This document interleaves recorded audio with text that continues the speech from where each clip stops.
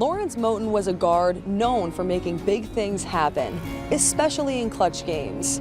But as it turns out, his most important position was right here in the Syracuse community. You look at his record, over 3 seasons as the head coach, it was around 500. The team never made it to March Madness.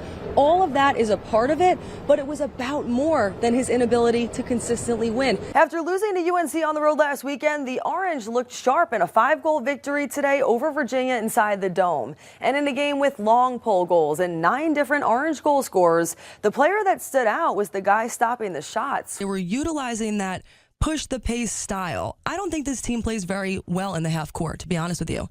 I think this is a team that has to capitalize on turnovers, that has to capitalize on their raw athleticism and talent, and has to move the ball down the court quickly. I think to answer your first question, Fran Brown is a loyalty guy. And admittedly, I think that once Collins was the guy in the QB, he wanted to give him a little bit of time to see if he would grow into that role. Sure. And I think as a coach, that's fair. Which he deserved. But now it's been a month. It's been 4 weeks, and quite honestly, the issue is that he just hasn't improved. Syracuse men's basketball's postseason journey began earlier today, and just as quickly it ended. The Orange fell to SMU in the first round of the ACC tournament, ending a forgettable season for this team. Now the focus turns to what happens next at that head coaching position. This mural showcases the many emotions of Jim Boeheim.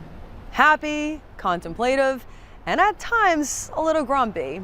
But the artist says the emotions that matter the most are the ones that the painting evokes in the people who are lucky enough to see it. It doesn't hurt to have a little luck on your side in these situations. 20 years ago, to the day, GMAC led Syracuse to a win over Georgetown in the 2006 Big East semifinals. Syracuse went on to win the tournament for the 2nd consecutive season. Ahead in sports, the New York Jets. No, you can tell him, Gary. Oh, when we tell him, I thought it was you. Here we go. Still ahead in sports, the New York Jets secure its first win of the season. Hearing from an emotional player after the victory. That's next in sports. They could have 100 great moments this season, but with 100 great moments and a quarter, I can make a phone call. I need wins. Probably one of the only times ever that we haven't had the exact same prediction. We're usually aligned. Great minds think alike. Betting odds play Syracuse as a 6.5-point favorite, but in sports, anything can happen, and that is why you play the game. Thank you so much for joining us for Friday Night Lights. That's Ashley Wenskowski. I'm Samantha Croston. We will see you back here next week. Trying to go behind the back. There's a reason why Lawrence Moten's nickname was Poetry in Moten. Autry to Moten. He made it look so easy, and he just, at the end of the game, he had 20 points, and you just didn't always see it. It wasn't a slam dunk. It wasn't some exciting thing, but he was there every game. A Big East champion, over 2,000 points scored, and SU's all-time leading scorer to this day. But based on his attitude, defined by his unselfishness, you wouldn't know it. He's a throwback. I mean, he's literally a 50s, 60s player like when I played. he's that kind of player. He just did it, no flash, nothing, just simple. Whatever needed to be done, he got it done, and make a big shot, he'd make it, and just smile and move on. Up on the hill, Lawrence Moten was a guard known for making big things happen, especially in clutch games. But as it turns out, his most important position was right here in the Syracuse community. North, south, east, west. After his basketball career, Moten made it his mission to give back to Syracuse. That came in the form of mentoring kids in the Syracuse City School District. Yeah, that's what he did. That's what he was good at, really good with kids and people. Yeah, he'll be remembered by any of those kids that he touched, because he would have an effect upon them, on everybody. I want to see you make a layup. Moten leaves behind 2 daughters, Laurencia and Leilani. Boeheim says his fatherhood, more than anything he's done on the court, will be his legacy. That's the most important thing that we do. I mean, you can be a great player or whatever, but being a great father's the best thing we can all do. In Syracuse. He's a great father, and from everything I ever saw, remember that about him. I'm Samantha Croston.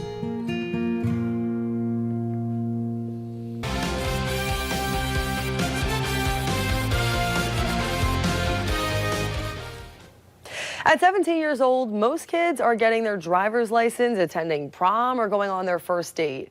Demetrius Samuel Jr. is playing college football against kids 5 and 6 years older than him, and he's excelling. Welcome into sports. I'm Samantha Croston. This week, Fran Brown announced that Samuel, a two-way player, would be starting at cornerback and getting reps at wide receiver. How often will we see him in there? That depends on his body. Whatever his body allows him to do, right? As we're in practice over these few days, and he's able to do and keep going, whatever his body allows him to do. He's in shape kid, right? He runs around hard. He runs to the ball. He's a good athlete. He's big, so that's whatever his body allows him to do. I don't really have a number, right? Samuel reclassified ahead 1 year academically so that he could start college early. According to 24/7 Sports, he was a 4-star recruit out of Heritage High School in Palm Bay, Florida. Coach Brown says he thinks Samuel's reps have been split 60-40, with a higher percentage of the reps on defense.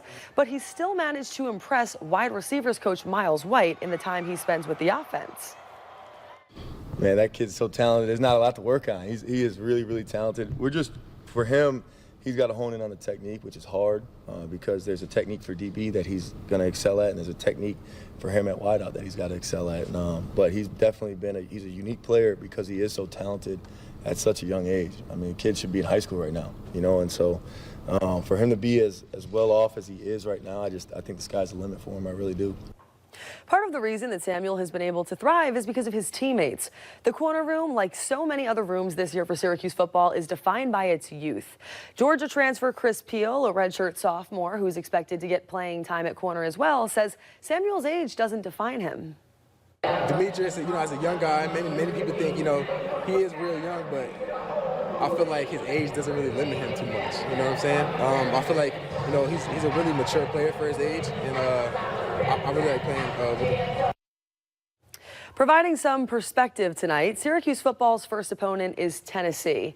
Their starting quarterback, Joey Aguilar, he's 24 years old. So Samuel, in his first game, will be going up against a guy who has 7 years on him. That feels hard to believe, Matt. That's pretty crazy.